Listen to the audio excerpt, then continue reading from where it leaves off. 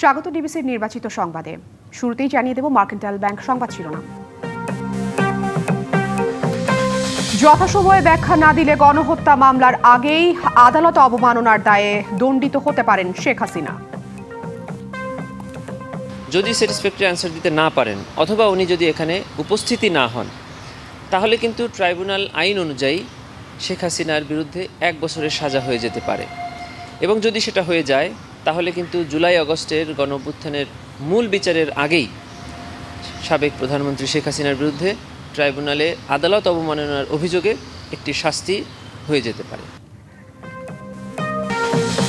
সংস্কার শেষে জোট গঠনের আশা ইসলামী দলগুলোর।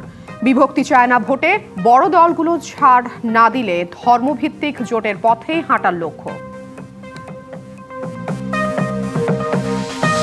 এবং চিকিৎসা শেষে বেগম খালেদা জিয়ার দেশে ফেরার সংবাদে উজ্জীবিত বিএনপি। সোমবার ফেরার পথে নেতাকর্মীদের ভিড় না করার আহ্বান।